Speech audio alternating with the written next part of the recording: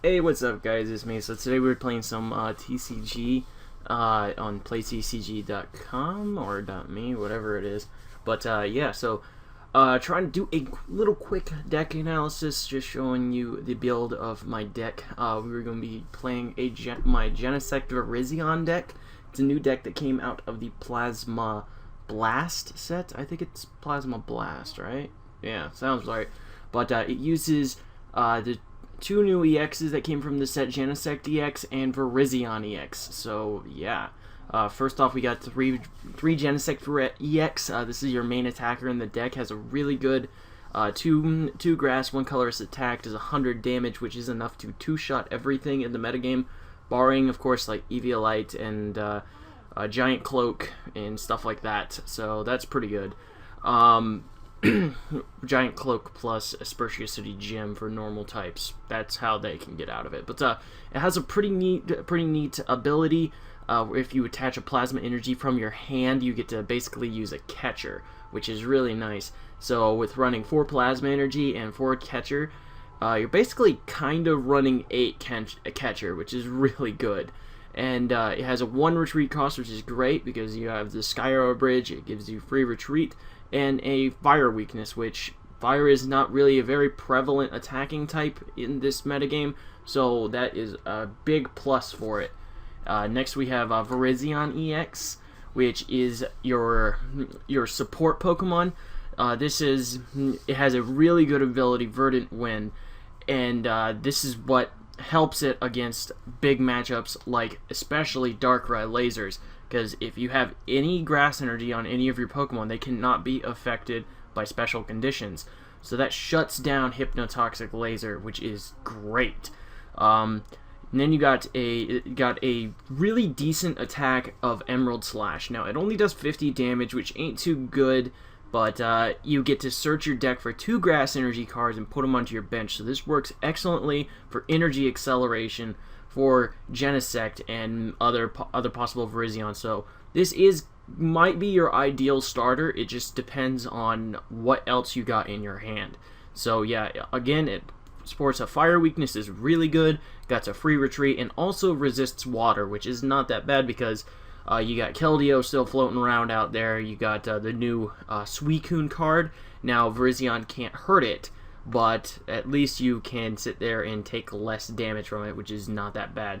And then on the last Pokemon on the list is Virizion from Noble Victories. Now I really like this card. I've always liked this card. I've always tried to work it into decks, and it's been doing really well for me. It has a really good first turn attack of double draw. You get to draw 2 cards, which is great for getting more resources into your hand. And it also has a nice attack. It's not good, but it's at least nice, and does 40 damage, and then if you get to attack with Virizion on the next turn, it will stack up to 80. So this is kind of a really good check against the new Suicune, which has the Safeguard ability and can wall the rest of the attackers. So it works great as a starter, and it works great as a Suicune check. If you can get up the 80 damage Leaf Wallop, it is a one-shot, so that is really good. And again, fire weakness, water resistance, and free retreat with Skyro Bridge, which is great. So all the rest of these cards, except for a few like a Team Plasma badge right here, are pretty self-explanatory. So I'll just go over the ones I feel need to be explained. So Team Plasma badge, you attach it to your Pokemon as a Pokemon tool, and that allows the Pokemon to become a Team Plasma Pokemon. This works excellently with Virizion EX because this has the potential to get you a first turn Emerald Slash. If you can attach a Grass Energy, attach a Team Plasma badge, play a Colress Machine, and then you can get that 2 energy Virizion EX needs for the Emerald Slash off on the first turn. I do show it off in this upcoming game, which is really good. Now this doesn't happen all the time, but when you do get it off, you get a great advantage right from the start, and it's just really good and really good to do. So yeah, let's see, we got Juniper and Skyla, Ultra Ball, Team Plasma Ball. I mean, I don't think we really need to talk about a lot of this. Superior Energy Retrieval is something I chose to run in the deck because you blow through a lot of energy fast with this deck. either by getting your Pokemon knocked out, using Genesect's G-Booster attack. So being able to get 4 basic energy out of the discard and put them into your hand is really nice.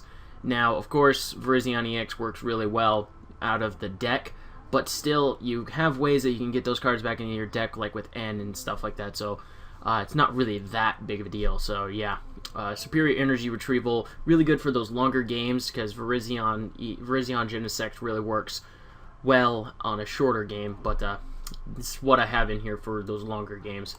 Let's see, we have Shadow Triad, which is a new supporter card. It allows you to take a Team Plasma card out of your discard pile. Now this is pretty good for the next card here, G-Booster. Now, G-Booster is a Pokemon tool card, which means it is susceptible to Tool Scrapper. So in case, say, your opponent plays a Tool Scrapper, you lose your G-Booster, you can just get it right back with the Shadow Triad. Now, what G-Booster does is it's a tool card specifically used for Genesect EX. If you attach this to Genesect EX, you get the attack G-Booster, which does 200 damage regardless. Doesn't matter about effects on the opposing Pokemon, Eviolite, Crystal Wall, anything. It does 200 damage and it will kill them, period. And because nothing in this format has more than 200 HP. So that is pretty good. And but the downside, of course, is you have to discard 2 energy, and that's how you blow through energy pretty fast with this deck. But yeah, so that's pretty much it. Of course, you have the Sky Arrow Bridge in here for free retreat for all your Pokemon. And I have 12 Grass Energy, which I think is a good mix with the 4 Plasma Energy. And that's pretty much the deck. So we're going to cut to a game right here in a bit, and let you watch that. I will be post-narrating it and stuff like that, because, you know, I prefer post-narrating TCG games sometimes. But that's it for today. I'll see you in a bit on the game.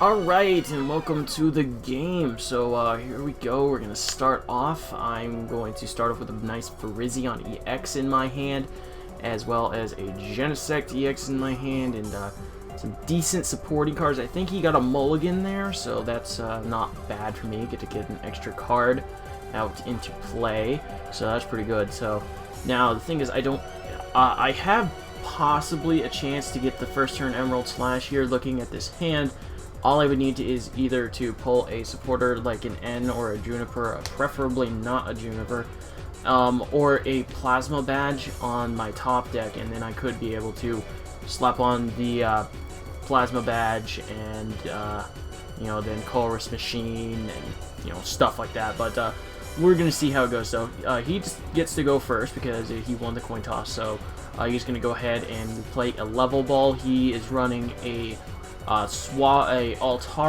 Garchomp deck, or Fluffy Chomp, as I think people like to call it now. So yeah, it runs on Garchomp as the main attacker, with going for one energy attack of 60 damage, but then Altaria boosts that by 20 for each Altaria you have in play, so that's really nice. And so he does decide to play an N, which I am perfectly fine with. I mean, I had a decent hand, but this hand I have here, I like better, I think. So yeah, I'm perfectly fine with that. So because I do have the Plasma Badge in hand. The previous hand I would have that either hope for the Plasma Badge top deck, or hope for a Juniper or an N, and then hope I get 2 pieces of the puzzle off of that instead of just 1. So now this time I have plenty of supporters in my hand. I got another Plasma Ball if I want to get out another Genesect, and I do have the Plasma Badge, so I'm perfectly cool with this. So I attach the Plasma Badge, attach a Grass Energy to good old Virizion there, and I Plasma Ball for a Genesect because I want to Juniper here. I kind of want a Juniper, but I am really indecisive. I don't know if I want to go for the Juniper or if I want to go for the N, but in the end, I do decide to go for the Juniper. The reason I go for Juniper is because you do get that 1 more card, and now you might be like, oh, well, what the hell does that matter? 1 extra card. it can matter. It can matter a lot. Now, obviously I don't know what I would have gotten off the end, but I do end up getting the Colress machine, which is what I wanted, off of this Juniper, so I think I made a better play in the fact that he is running a Garchomp Altaria deck. As long as I can get, my main aspect is going to be speed. I need to set up my Genesect and hit hard as quick as I possibly can to take out those Gabites and the Altarias and stuff, because the Megalo Cannon will be able to one-shot those things, but Garchomp I cannot be able to one-shot because it has 140 HP, so there we go. So he attaches a Silver Bangle to a Gible, which is another new card from this set of Plasma Blast, and what it does is, if you attach it to a Pokemon that's not an EX, you get to do an extra 30 damage to Pokemon EX, which is really nice. So he lays down a Shaman, and I don't really know why he's playing Shaman. I honestly don't know why. I mean, I can't tell you. I mean, it has a 1 retreat cost, and it has, when you have Emolga in the format, which has a free retreat, and does the same thing, because he's using it for the Call of Family attack, which allows you to search your deck for 2 basic Pokemon and then put them onto your bench. So, don't really know what he's trying to go with, but whatever. So, anyway, I attach a Plasma to my Genesect because I want to use my Red Signal ability to catcher out that Gible with the Bangle. The fact that he attached the Bangle definitely means that this is the one Gible that he's planning to evolve into the Garchomp and be his attacker, while he's probably going to want the other Gibbles on the bench to evolve into Gabites, so then he can start the Dragon Call engine. But I'm going to try to stop that right now. I do go for the N, and I did pull the Sky Arrow Bridge. I obviously could have either pulled the Sky Arrow Bridge or the Colress to get out of this situation. If I pulled the Colress machine, I obviously would have had to pay a retreat cost. So yeah, but I did pull the Sky Arrow Bridge. Actually, I pulled 2 of them, so that was pretty good. So, and going to be able to go ahead and knock out that Gible there and do another 20 damage to a Gible on the bench. Now, I want to do 20 damage to the Gible on the bench because obviously the Shaman is what he's going to be wanting to put out there, because he wants to get the Dragon stuff going, and he wants to get those basics onto the bench, and I can easily kill that.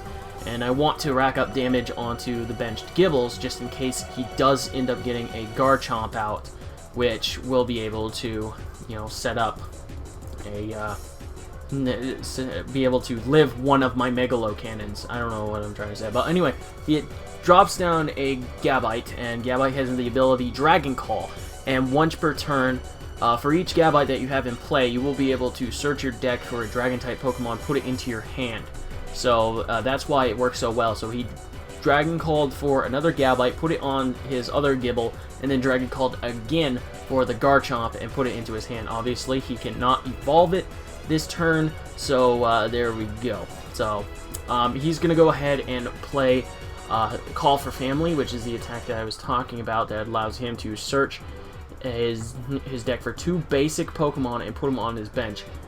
But for some reason he only grabs 1 basic Pokemon. I don't really know why, but I don't know. But I go ahead and play the Skyla, and grab a catcher because I want to catcher out that Gible without the damage on it, because I want to take, or the Gabite without the damage on it, because I want to take that one out and then do another 20 damage. So that means that if he does evolve that 1 remaining Gabite on his bench into a Garchomp, I will be able to knock that out thanks with my Megalo Cannon. Accidentally, I take 2 prizes there just because I'm so used to taking 2 prizes. But of course, he is. I don't even think he's probably even running a deck with EXs in it. But yeah, so he realizes that he probably can more than likely not win this game, even if he did get out the Garchomp and discarded my Plasma Energy with a Mach Cut attack. Would have done only 80 because he only has one Altaria out there, and I did have the Culver's machine in hand to get another Plasma Energy, so that's going to be pretty much the game. So yeah, that's pretty much it, guys. Sorry, this is kind of a short game. I do have a longer one, slightly more competitive one later on coming up, but that's it for this game. Alright, so yeah, that's gonna be it for today, guys. Thank you guys for watching. If you really want to watch some more TCG, just let me know. I mean, I like doing TCG, it's fun, and I know a lot of people really do it too much, especially around here. I mean, I have friends that do TCG, but they're like all live like an hour away, so I never get to really play TCG too much, and all I really get to play is just like these random people online, just because none of my friends on like Skype and stuff know how to play. I try to teach them, and they kind of quit because I stomped the living shit out of them. So yeah, anyway, that is it for today, guys. Like, comment, subscribe, all the good shit. I love you all, and deuces.